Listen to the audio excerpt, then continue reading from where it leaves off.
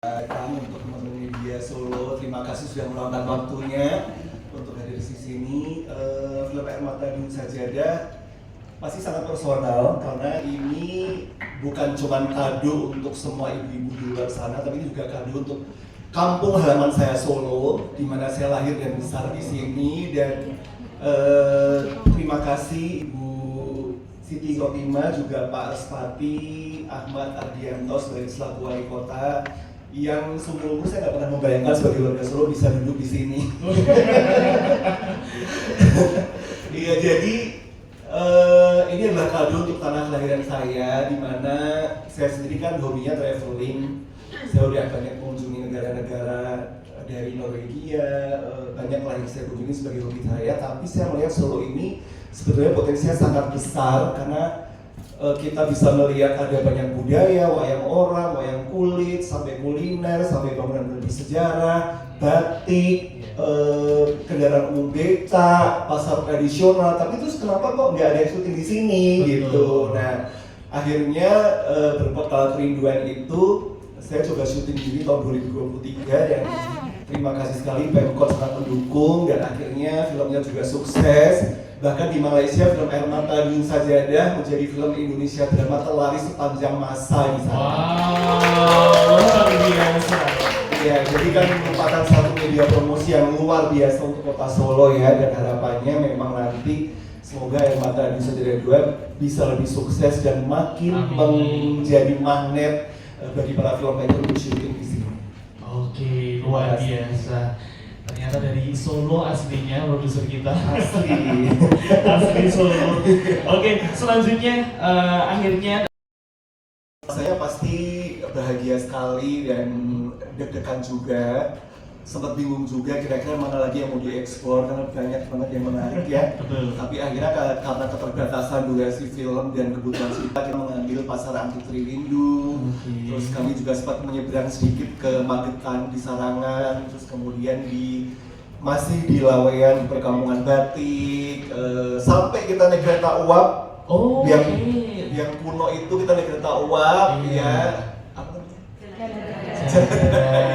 Ya itu bersyukur juga bisa dapat kesempatan syuting di situ dan senang sekali pastinya.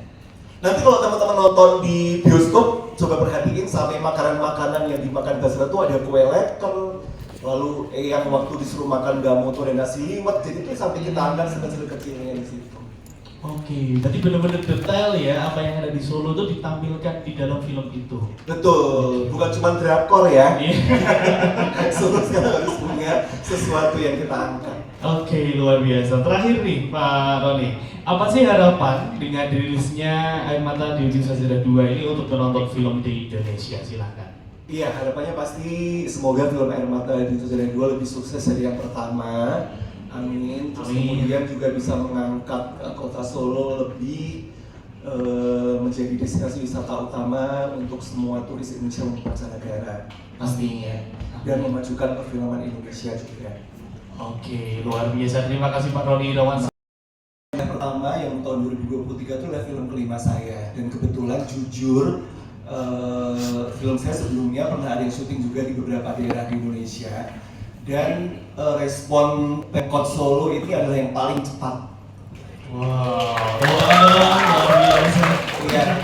Jadi ceritanya dulu itu saya awal mulanya adalah DM Mas Gibran lewat Instagram, karena saya nggak kenal pribadi dengan beliau. Saya cuma DM, kalau Mas saya mau syuting di Solo nih untuk film nasional dan segala macem.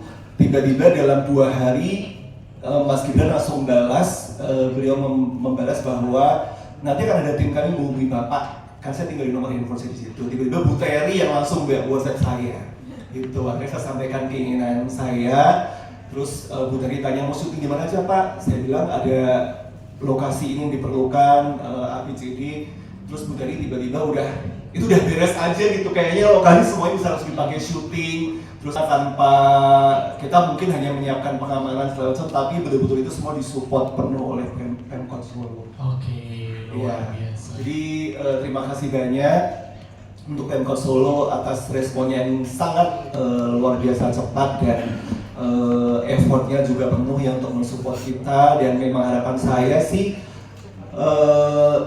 kalau kita misalnya kayak tamasya ke luar negeri gitu ya, kan kita pasti akan mencari banyak itinerary gitu, apa aja yang bisa kita lakukan atau what to do in the city gitu. Nah, harapan saya itu nanti Pemkot akan bisa menyediakan semacam itinerary, misalnya hari pertama nonton wayang orang di Sriwedari, terus kemudian besoknya mengunjungi museum Lokananta. Jadi sudah ada list-listnya yang kita tuh nggak kalah loh sama tempat-tempat lain. Jujur kita tuh nggak kalah sama sekali, bahwa bahkan kita punya culture yang luar biasa gitu. Makanan kita enak, murah lagi ya, murah-murah.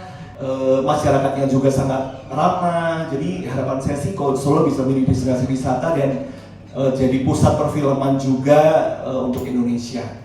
Oke, Amin. Terima kasih. Oke, masih ada Bagi orang Solo. wow. Namanya Mas Hendro Jasmoro, beliau tidak bisa hadir, tapi itu asli orang Solo, lahir di Solo dan besar di Solo juga. Oke. Karyanya udah sampai ke Malaysia loh, viral itu lagu Dawai. Oke, beri tepuk tangan. Si budget ke Pemkot Solo mungkin bukan berupa honor ya. Enggak maksudnya budget yang dihabiskan berapa? Nanti hitung BEP-nya lagi. Ya pokoknya filmnya bukan budget yang murah, tapi juga bukan film yang kolosal. Jadi kita memang berusaha memaksimalkan budget yang ada aja. Range saja, range berapa saja? Anu ya, pokoknya ya. Antara nggak mahal sama nggak Jangan murah. rahasia dapur kalau budget. Di atas 10 ya? Kok kepo?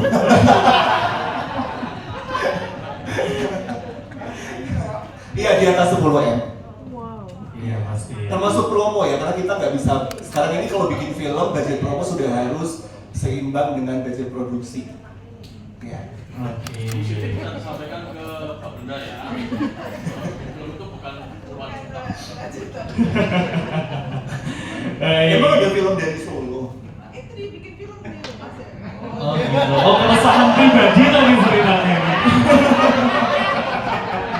Sekalian curhat tadi ceritanya. Ya gimana? Biar lebih beragam. Oh. Hai. Bahwa KR Mata Nusa Tenggara 2 ini adalah ada beberapa hal, misalnya mungkin sambil menjawab pertanyaan dari Citra Kirana sebagai Yumna, gotong royongnya itu kita angkat pada saat Yumna berjualan batik di Pasar Klewer. Terus kemudian ada adik dari suaminya yang harus datang ke rumah sakit, Yumna nitipin dagangannya ke temennya gitu. Jadi Mbak, nitip ya kiosku gitu, aku mau ke mau ke rumah sakit dulu. Nah itu jadi berbekal kepercayaan, gotong royong itu kita angkat di sini. Terus kemudian kayak Eyang Murni dan Botun yang naik becak, itu kan juga biasa ya, kayak habit orang Solo kalau naik becak itu juga kita angkat. Terus apa lagi ya? Banyak sih sebetulnya. Banyak Jadi ya. kayak Akila waktu sampai di depan rumah Yumna juga ada itu jual apa? Jual menu yang tuntung itu apa sih? Yang masih keliling, terus ada bapak-bapak yang masih bawa keranjang ayam. Jadi memang kita angkat secara detailnya di situ. Oke.